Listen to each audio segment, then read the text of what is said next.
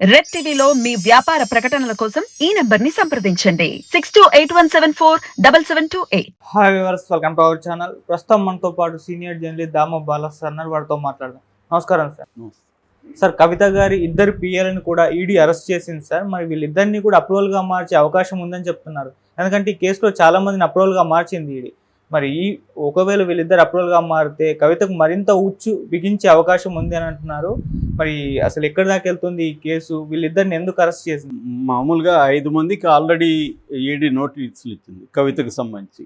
ఆ పిఎల్కి ఇద్దరికి, తర్వాత మన అనిల్కి, వీళ్ళందరికీ ఇంకొక ఇద్దరికి పర్సనల్ అసిస్టెంట్స్కి, వీళ్ళందరికీ కూడా 5 మందికి నోటీసులు ఇచ్చి రమ్మనింది. బట్ అనిల్ ఏమో లెటర్ పెట్టాడు, నేను 10 రోజులు రాలేను అని పెట్టాడు. అందుకని ములాఖాతకు కూడా ఆయన రావట్లేదు.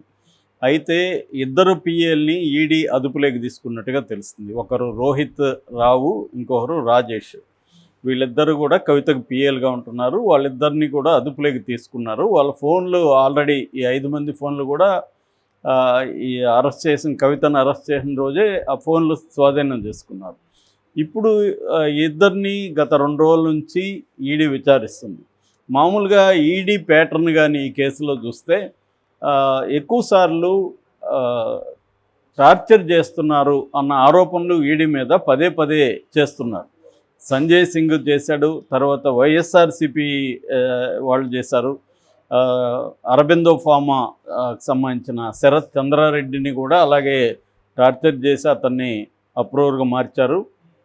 ఆ కేసులోనే ట్రైడెంట్ యాంబర్స్ అని అరవిందో ఫార్మా సిస్టర్ కన్సర్న్, దాని సిఇఓ అతన్ని కూడా, చందన్ రెడ్డి అతని పేరు, అతన్ని కూడా టార్చర్ చేశారు. ముఖ్యంగా ఇక్కడ వచ్చి ఎవరైతే డిప్యూటీ డైరెక్టర్ భానుప్రియ మీనా గొడవ పడిందో కేటీఆర్, ఆమె ఆ చందన్ రెడ్డిని టార్చర్ చేసిందని, ఆ దెబ్బకి ఒక చెవి వినబడట్లేదని కూడా వాళ్ళు ఆరోపించారు.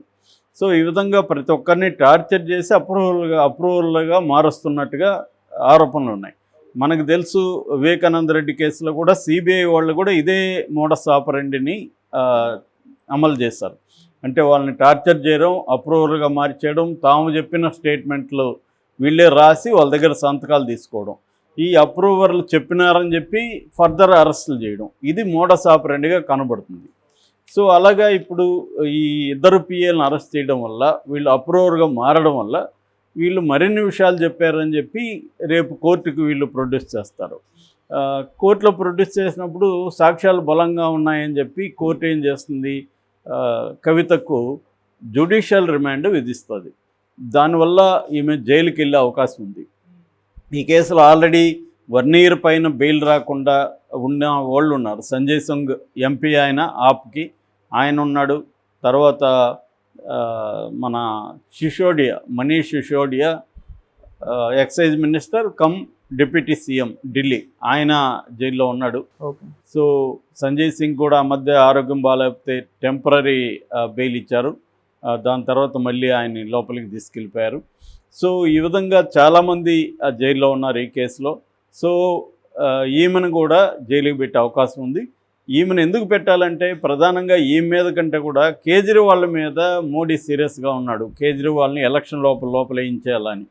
ఎందుకంటే నెక్స్ట్ ఎలక్షన్లో ఇటు కేజ్రీవాల్ ఏంటంటే ఢిల్లీ వరకే పరిమితం కాలేదు. ఆయన పంజాబు, గుజరాత్, గోవా ఈ రాష్ట్రాలంతా కూడా విస్తరించాడు. పంజాబ్లో ఓన్ గవర్నమెంట్ ఫామ్ చేయగలిగాడు. అంటే కొంత క్లీన్ ఇమేజ్ ఉంది, కొంత అర్బన్ ఓటర్స్లో మంచి ఇది ఉంది కేజ్రీవాల్కి. సో అందుకని ఆ క్లీన్ ఇమేజ్ని డ్యామేజ్ చేసి తనని కూడా ఈ కేసు లోపలికి పంపించేస్తే ఆప్ ఇంకా ఖతమైపోతుంది అనేది మోడీ వ్యూహంగా మనకు కనబడుతుంది. అందుకని కేజ్రీవాల్ నిన్న ఢిల్లీ హైకోర్టులో పిటిషన్ వేశాడు. నాకు ఇప్పటివరకు 9 సార్లు ఈడీ నోటీసులు పంపించింది. నేను రౌస్ అవెన్యూ కోర్టు పిలిస్తే వెళ్ళాను, రౌస్ అవెన్యూ కోర్టు నాకు బెయిల్ ఇచ్చింది, మళ్ళీ ఇప్పుడు ఈడీ నోటీస్ పంపించింది. అసలు నేను సాక్షినా దీంట్లో లేకపోతే నిందితున్నా అని ఆయన అడుగుతూ, నాకు ఈ కేసుకి ఏ రకమైన సంబంధం లేకపోయినా నన్ను ఇరికిస్తున్నారు అని చెప్పి హైకోర్టులో పిటిషన్ వేశాడు. హైకోర్టులో విచారణకి రాబోతుంది.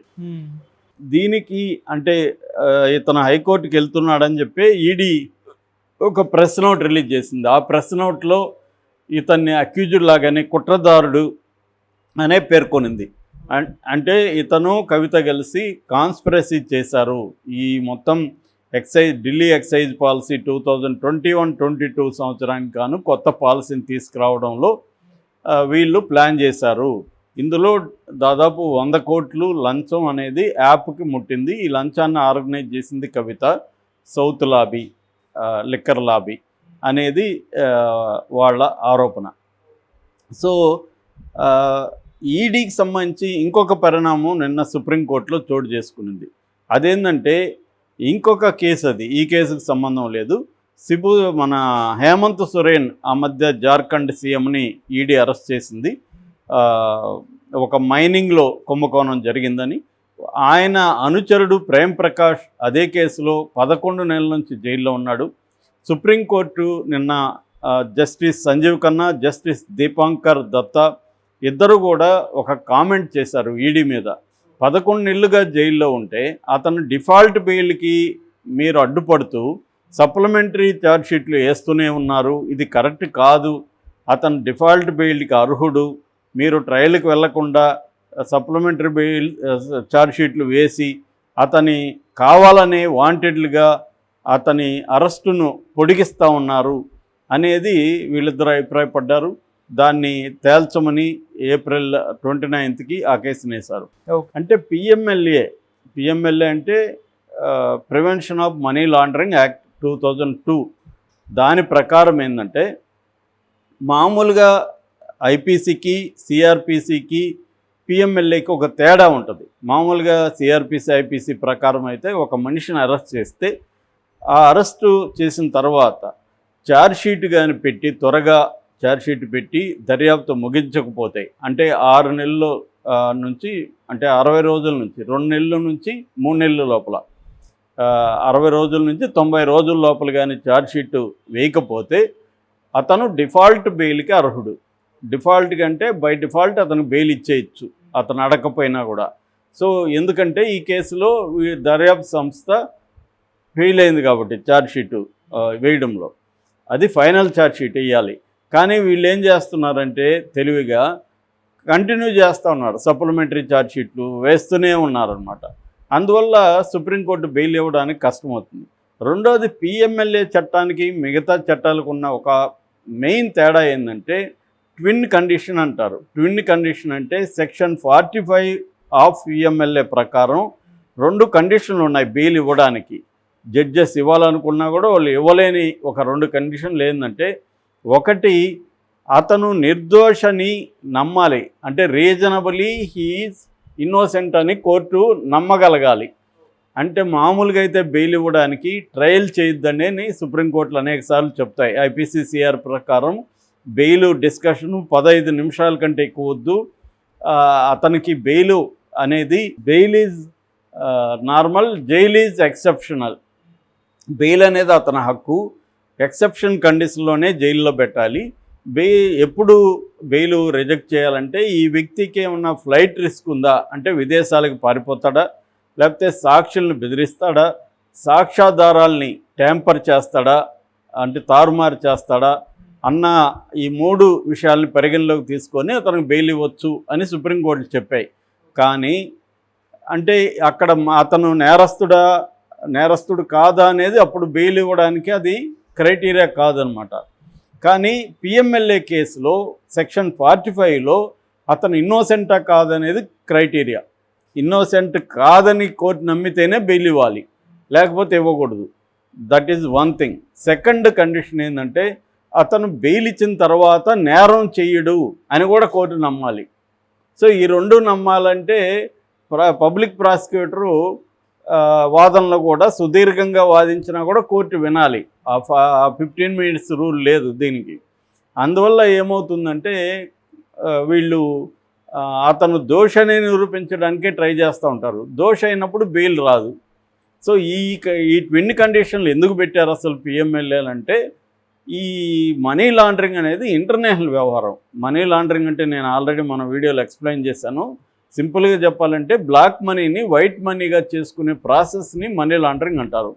ఇది ఇంటర్నేషనల్గా అనేక దేశాల్లో దొంగ కంపెనీలు, షెల్ కంపెనీలు పెట్టి అక్కడి నుంచి బ్లాక్ మనీని వైట్గా చేసుకునే ప్రాసెస్ ఉంది కాబట్టి ఇది అంతర్జాతీయంగా జరుగుతుంది కాబట్టి ఈ క్రైమ్ని చాలా మన దేశ సార్వభౌమత్వానికి ఆటంకం కలిగిస్తుంది, సమాఖ్యతకి ఆటంకం కలిగిస్తుంది అన్న ఉద్దేశంతో ఈ సపరేట్ చట్టాన్ని చేసి దీంట్లో బెయిల్ కూడా స్ట్రిక్ట్గా చేశారు. కానీ ఇదేమవుతుంది, రాజకీయ ప్రత్యర్థుల మీదకి ఈ పిఎంఎల్ఏ అని విపరీతంగా వాడుతున్నారు మోడీ గవర్నమెంట్లో. సో ఇది అన్ని వైపుల నుంచి ఒక ఆందోళన నెలకొంది. ఈ కాంటెక్స్ట్లో కవిత సుప్రీంకోర్టులో పిటిషన్ వేసింది, అది ఈరోజు విచారణకు రాబోతుంది. ఎందుకంటే ఈ కేసులో అసలు ఏ రకమైన ఆధారాలు నా మీద లేదు, ట్రయల్ ఆఫ్ మనీ అంటాం మనం. చంద్రబాబు కేసులో కూడా వాళ్ళు అదే వాదించారు, ట్రయల్ ఆఫ్ మనీ లేదని స్కిల్ డెవలప్మెంట్ కేసులో. అంటే దీంట్లో కూడా ఇప్పటివరకు ఒక పైసా దొరికింది లేదు, ఓన్లీ చెబుతున్నారు 100 కోట్లు ఇక్కడ నుంచి ఇక్కడికి పోయిందని చెప్తున్నారు, కానీ ఎక్కడా ఏమీ డబ్బులు దొరకలేదు. రెండోది ఏ రకమైన మెటీరియల్ ఎవిడెన్స్ కానీ డాక్యుమెంటల్ ఎవిడెన్స్ కానీ వీళ్ళ దగ్గర లేదు. ఓన్లీ అప్రూవర్లుగా మారిన వాళ్ళు చెప్పిన దాన్ని బట్టి అరెస్టులు చేస్తున్నారు అనేది సుప్రీంకోర్టు కూడా వ్యాఖ్యానించింది. సో ఈ కాంటెక్స్ట్లో కవిత కూడా ఇప్పుడిప్పుడే బయటకు వచ్చే పరిస్థితి లేదు. ఒకవేళ సుప్రీంకోర్టు ఏమన్నా ఊరటిస్తే చెప్పలేం, కానీ అదర్వైజ్ అయితే ఈ యాక్టివ్ చాలా కఠినంగా ఉంటుంది, ఈడీ కూడా చాలా కఠినంగా ఉంది. ఎందుకంటే కవిత ఒకటే కదా టార్గెట్, కవితని ఎరగా వేసి కేజ్రీవాల్ని లోపలికి లాగాలి. కేజ్రీవాల్ని లోపలికి లాగాలంటే కవితకు బెయిల్ ఇస్తే కేజ్రీవాల్కి ఈజీ అవుతుంది. అందుకని నాకు తెలిసి కవితకు బెయిల్ వచ్చే అవకాశం లేదు, మరింత వచ్చు బిగిస్తున్నట్టుగా కనిపిస్తుంది.